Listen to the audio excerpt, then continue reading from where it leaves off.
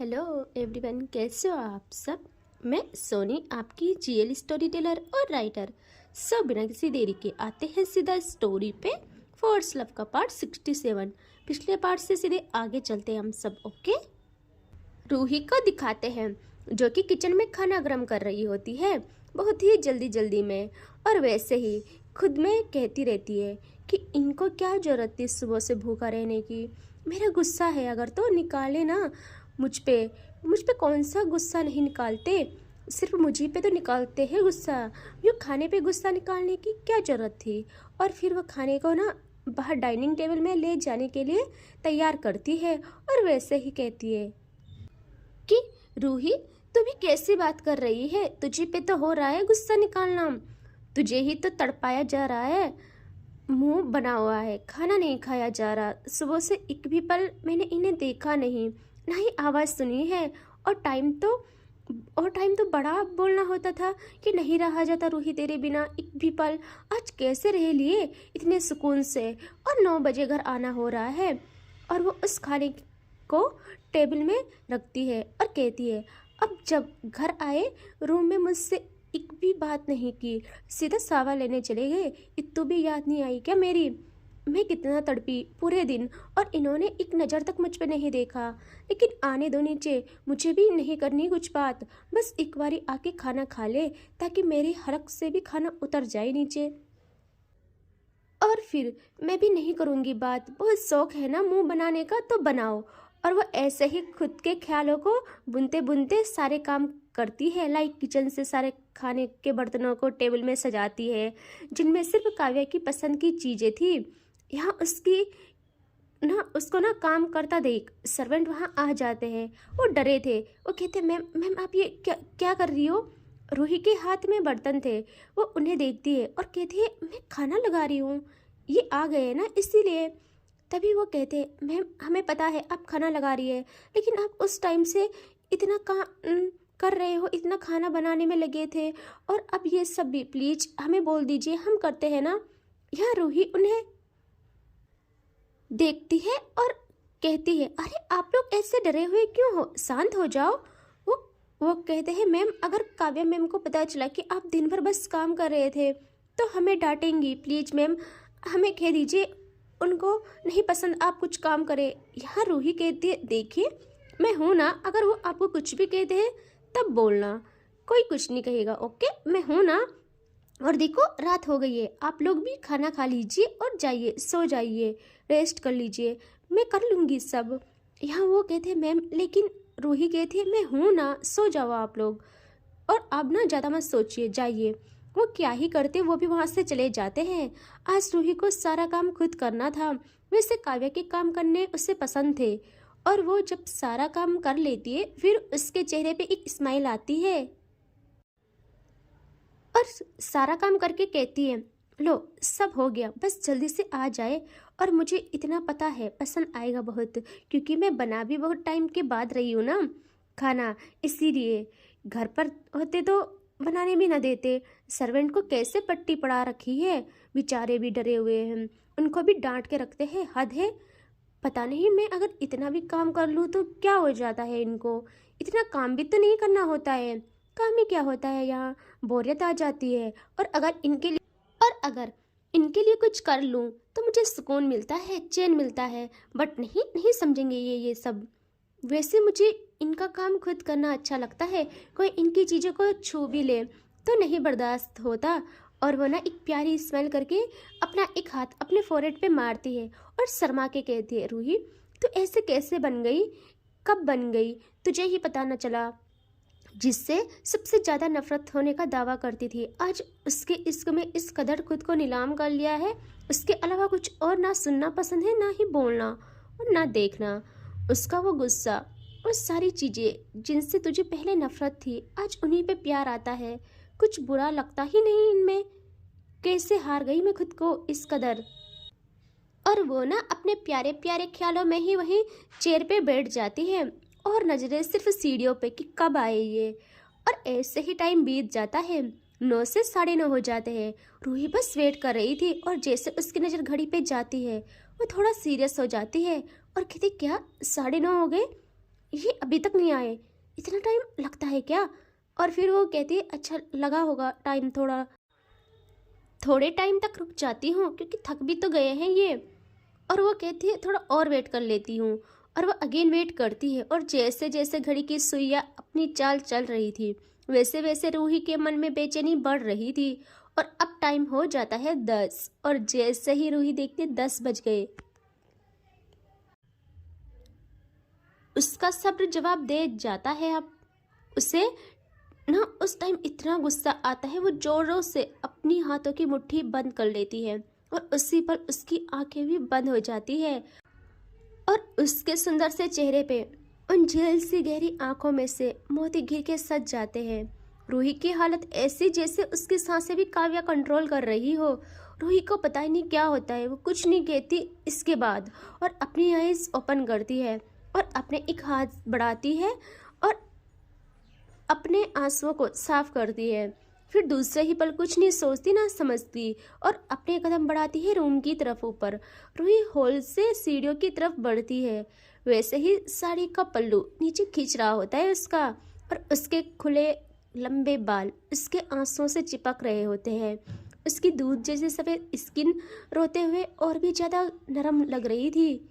पर कदम तीखे गुस्से से भरे, हर स्टेप पे एक आंसू गिरता है और एक ही सोच उसके चेहरे पे लिखी होती है, इतना दर्द क्यों देना होता है मुझे, इतना क्यों सताना होता है। वो सीढ़ियों से ऊपर जाती है, ना ही धीरे था ना ही तेज, कुछ भी करके वो रूम के बाहर आ जाती है और देखती है डोर ओपन ही था। वो गुस्से और दर्द भरी निगाहों को ले जाती है अंदर और जैसे उसकी नज़र अंदर जाती है उसके गुस्से में इजाफा हो जाता है। गुस्से में इतना इजाफा हो जाता है कि आंसुओं का गिरना बंद हो जाता है और होठों में हल्की सी कंपन पैदा हो जाती है। वो देखती है काव्या काउच पे उल्टा लेट के सो रही होती है भाई, और रूही का गुस्सा 7वें आसमान पे। वो अंदर कदम रखती है और एक जोरदार मुंह के साथ रूम का डोर बंद करती है। इतने गुस्से में रूम का दरवाजा बंद करती है कि उसकी आवाज़ पूरे रूम में गूंज जाती है और काव्या की आइज जो हल्की बंद हो रही थी एक झटके में उस आवाज़ के उसके कान में पड़ते ही खुल जाते हैं। वो घबरा जाती है क्योंकि उसके मन में पहला ख्याल रूही का आता है कि उसे लगी तो नहीं। और वो घबराते हुए कहती है रूही रूही तुम ठीक। और वो बस इतना ही कह पाती है और अपना सर उठा के दरवाजे की तरफ देखती है और उसकी नज़र जैसे रूही पे पड़ती है रूही के चेहरे पे वो आग देखती है काव्या और वो डर के दूसरे ही पल अपनी नज़रें साइड करती है और अच्छे से काउच पे बैठ जाती है उठ के। उसे समझ ही नहीं आता कि क्या हुआ भाई, यहाँ रूही को ये वाली बात ना यानी आग में घी हो जाती है। ऐसे कैसे इसने नज़र है हटा दी मुझसे, ऐसे कैसे। काव्या तो बस खामोश नजरें घुमाई सोफे में बैठी रहती है और रूही बढ़ती है अंदर और वो गुस्से में ना बढ़ाती है अपने कदम आगे काव्या के पास। और काव्या की नज़र झुकी थी, उससे सिर्फ रूही के पांव दिख रहे थे और वो मन में ही कहती ये मेरे पास आ रही है क्या, लेकिन मुझे इतनी घबराहट क्यों हो रही है। नहीं नहीं मेरे पास नहीं आ रही है, मेरे पास नहीं आ रही होगी, मुझसे तो बात भी करना सही नहीं लग रहा तो मेरे पास नहीं आ रही होगी पक्का, लेकिन गुस्से में इतनी ज़्यादा लग रही है। मैं क्या करूं। और उसे कुछ समझ ही नहीं आता। वो जल्दी से अपनी आंखें और जोरों से मूंद के अगेन सोफे में लेट जाती है और मन में ही बस यही कि भगवान भगवान बस बचा लो आज। यहाँ काव्या की आंखें जो उसने अभी अभी बंद की थी वो अगेन एक झटके में खुल जाती है जब उसके कानों में एक बहुत ही जोरदार चुभने वाली आवाज़ पड़ी। वो आवाज़ इतनी तेज थी कि काव्या को लगा कि जैसे किसी ने उसके सीने के अंदर भूकंप पैदा कर लिया हो। काव्या के कानों में ऐसी पड़ी वो आवाज़ जैसे किसी ने शीशे को चकनाचूर कर पूरे रूम के साथ काव्या को भी आगाह किया हो। मैं चैन से नहीं हूँ तो तुम कैसे चैन से रह रहे हो, तुम कैसे चैन से सो जा रहे हो। काव्या की नज़र धीरे धीरे खुल के जाती है फर्श पे, जहाँ कांच का पॉट टूट के ऐसे बिखरा था जैसे किसी ने अपने गुस्से को अपने अंदर की आग को फैला दिया हो। काव्या जैसे सेंस में आती है वो घबरा के देखती है रूही को जो कि बस उसे ही देखे जा रही थी, हाथों को फोल्ड किए, आंखों में आंसू प्लस गुस्सा प्लस आग लिए। सांसें फूली हुई, बॉडी हल्की हल्की कांप रही, बाल आंसू की वजह से कुछ ना उसके गोरे गोरे गालों पे चिपक रखे होते हैं और कुछ हवा में लहरा रहे, और गुस्से में उसकी निगाहें आग उगल रही होती है और वो देखी जा रही होती है काव्या को। काव्या तो बस सन रह जाती है उसी पल। काव्या की एक पल के लिए भी ना आंखें नहीं चिपकती, वो डर जाती है रूही की, बल्कि एक पल के लिए भी नहीं चिपकती उसकी भी। इन काव्या मन में ही कहती है, जान जान ये कौन सा रूप धर दिया है, मैं क्या करूं, क्या हुआ है, मुझे तो पता भी नहीं है। रात का गुस्सा अभी निकल रहा है क्या? रात को ही ये रूप धर देते तो कुछ होता ही नहीं। और वहां रूही ऐसे ही काव्या पे नजरें टिकाए अगेन बढ़ती है बेड की तरफ, और काव्या जैसे देखती है रूही बेड में जा रही है, वो लंबी सांस लेती है और सोचती है थैंक्स गॉड बच गई मैं, सो जाएगी तो शांत हो जाएगी। और उसकी नज़र एक पल के लिए भी रूही से हटी नहीं थी कि दूसरे ही पल पहली से ज्यादा जोरदार आवाज काव्या की रूह को कपा देती है। काव्या बड़ी बड़ी आंखें करके चौंक के देखती है अगेन बेड की तरफ। काव्या भी लाइक कि डर का माहौल है भाई, डर का माहौल। यहाँ रूही ने एक और पोट को बड़ी ही बेरहमी से चकनाचूर कर लिया था, वो भी काव्या पे देखते देखते। और काव्या इन दोनों हमलों से संभली भी नहीं थी कि रूही अगेन बेड की साइड वाली टेबल में से लैंप उखाड़ने को होती है, लेकिन वो थोड़ा टफ था। काव्या के तो हाथ पांव कांप जाते हैं और रूही कुछ भी करके उसे गुस्से में ना उस लैंप को उखाड़ ही देती है। ठीक काव्या के सामने वाली जमीन पे निशाना कर उसे इतना तेज फेंकती है कि काव्या कांपते हुए अपनी आंखों को बहुत जोरों से मूंद लेती है, और रूही एक के बाद एक पूरे रूम का सामान काव्या के सामने पटकने लगती है। उसे इतना गुस्सा था, वो अपनी सारी फ्रस्ट्रेशन निकालना चाहती थी। वो सारे सामान को एक एक करके फर्श पे तोड़ जाती है, पटकती जाती है, और काव्या वहीं पे बैठी जम सी जाती है। उसने रूही का ऐसा रूप पहले कभी नहीं देखा था। उसका मन था कि वो जल्दी से उठे वहां से और भाग के रूही को अपनी बाहों में जकड़ ले, उससे शांत करे, उसकी जलती हुई रूह को अपनी बाहों में ठंडक दे दे। लेकिन उसे लगा कि अगर रूही को इस चीज़ से ज़्यादा तकलीफ दी तो क्या मुझे रूही को टाइम देना चाहिए। उसका मन भी बेचैन था, वो समझ ही नहीं पा रही थी कि क्या करे। वो कहती है खुद से कि क्या मुझे समझ के पोर्स को तोड़ा जा रहा है। हे भगवान, मुझे अंदर से हिला क्यों देती है ये लड़की, कभी अपनी मासूमियत से और आज अपने इस अंगार से रूप से। और वो बस भगवान जी से प्रे करती है और कहती है, मैं बहुत कम आपसे कुछ मांगती हूँ, बल्कि मैंने कभी कुछ मांगा ही नहीं, जरूरत ही नहीं पड़ी, सिर्फ रूह ही मांगी थी, उसके अलावा मुझे कुछ चाहिए ही नहीं, ना पहले ना अब। मुझे बस वो चाहिए, उसे शांत कर लो प्लीज। और एक भी चीज़ अगर मेरी रूही को चुभी तो बहुत गलत हो जाएगा। मुझे दे देना जितनी तकलीफ, जितना दर्द देना है, बस मेरी रूही को नहीं। उसे कुछ भी नहीं लगना चाहिए। वो बहुत बार ट्राई करती है उठने की, बट पता नहीं उसकी हिम्मत नहीं बनती रूही के सामने आने की, उसके पास जाने की। और रूही एक एक करके काव्या को देखते हुए रूम का सामान फेंक फेंक के खाक कर जाती है। और जब ना वो थक जाती है, थकी नहीं, वो टूट भी गई थी यार, उसका माइंड भी बिल्कुल ब्लैंक हो गया था। वो थक के बेड में बैठ जाती है, उसके हाथ बेड में टिके हुए थे, पैर जमीन को चूमते हुए, और आंखों में अंगार और दर्द का कॉम्बो। यहाँ काव्या को लगता है कि रूही शांत हो गई है, और काव्या देखती है रूही के पैरों की तरफ, जहाँ उसके पैरों के पास से कुछ टुकड़े सामानों के बिखरे पड़े थे, कुछ कांच के भी थे। और ये देखते ही काव्या के दिल को मानो किसी ने झकझोर कर रख दिया हो। उसे ये ना बर्दाश्त नहीं था, लेकिन ना रूही को इतना सा भी खरोच तक आए, ये बर्दाश्त होना तो बहुत बड़ी बात थी यार उसके लिए। उससे डर था कि कहीं रूही को कुछ लग ना जाए। और ना रूही जिस गुस्से में थी, काव्या अब तो बहुत डर जाती है उसको लेके। वो जल्दी से खड़ी उठ जाती है, एक सेकंड नहीं गंवाती। उसके मन में बस यही कि रूही को ना लग जाए कुछ, उससे ना चुभ ना जाए कुछ। अब उस बेवकूफ़ को कौन बताए कि जो बातें उसका चुप रहना जितना उसे चुभ रहा है, उतना और कोई चीज़ उसे दर्द नहीं दे सकती। लेकिन काव्या जैसे ही खड़ी उठी थी, रूही को फील हो गया था इस बारी रूही की नजरें काव्या पे नहीं थी, फर्श पे थी। और रूही को लगता है कि अब कैसे खड़े हो जाना हुआ, अब तड़पेंगी। लेकिन दूसरे ही पल उसे फील होता है कि काव्या के कदम उससे दूर जा रहे हैं। रूही अपनी नजरें घुमा के देखती है वहाँ, और हमें दिखाते हैं काव्या को जो कि डोर की साइड जाती है और वहाँ से लेती है क्लीनिंग का सामान। और रूही जैसे देखती है मानो उसकी आग में पेट्रोल पड़ जाता है। लेकिन काव्या को दिखाते हैं जो कि उस सामान को लेती है और सबसे पहले रूही के पास वाली जगह आती है। नजरें झुकी हुई, दिल में दर्द और गिल्ट का तूफान तूफान दबा हुआ, चेहरे पे एक अजीब सी खामोशी। और वह झुक के वहाँ सब साफ करने लगती है। उसने कभी ये सब नहीं किया था, आज उसकी पहली बार थी। और कहते हैं ना, अपने महबूब के लिए जो चीज़ ना भी आती हो उसमें भी परफेक्ट बन जाता है इंसान। काव्या सब चीज़ें इतनी बारीकी से करती है कि क्या कहे। उसे बस ये सब ना पूरी तरह क्लीन करना था, क्योंकि उसे डर था कोई चीज़ रूही को चुभ ना जाए।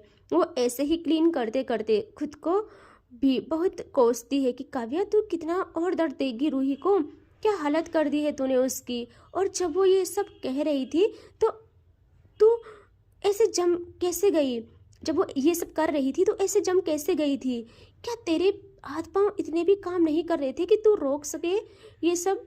अगर उस पल रूही को लग जाती तो क्या होता, हाँ। और वो ये सब सोचते सोचते क्लीन करने लगती है। उसे बहुत टाइम लगता है। वो पहले रूही के सामने का सब क्लीन करती है, उसे उठा के डस्टबिन में फेंकती है। और फिर वो देखती है रूम को जहाँ सब बिखरा था। काव्या देख के बहुत लंबी सांस लेती है और अगेन वो सफाई अभियान पे लग जाती है। एक एक करके सारा कुछ साफ करने लगती है और उससे ना डस्टबिन में फेंक देती है। वहीं रूम वाले, लेकिन ना सामान ज़्यादा टूटा था। काव्या अब कबर्ड को करती है ओपन, वहाँ से पॉली बैग्स लेती है।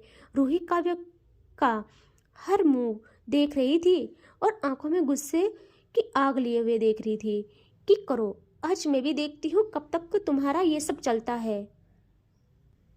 और काव्या बैग्स लेके उस फैले सामान को समेटने लगती है और उन्हें बड़ी मुश्किल से पैक करके डस्टबिन के बगल रखती है। इस बीच उसके फोरहेड पे पसीना आ गया था।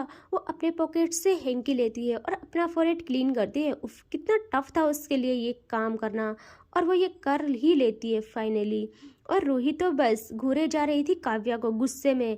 काव्या बैग्स लेती है, लास्ट था वो, और उसमें बचा हुआ सामान डालती है। जितने भी वो काम कर रही थी ना, सब नजर झुका के कर रही थी। रूही पे एक भी नहीं देखा था यार उससे। और काव्या लास्ट बैग लेके उसे भी वहीं रख देती है, और जैसे रखती है उसे बहुत ही रिलैक्स फील होता है। उसके हाथ उसके कमर पे चला जाता है और वो रिलैक्स हो जाती है बेचारी, कभी काम किया ही नहीं था। और फिर वो मुड़ती है पीछे, एंड जैसे वो रेस्ट करने के लिए आ रही थी वैसे ही उनका डर होता है नॉक।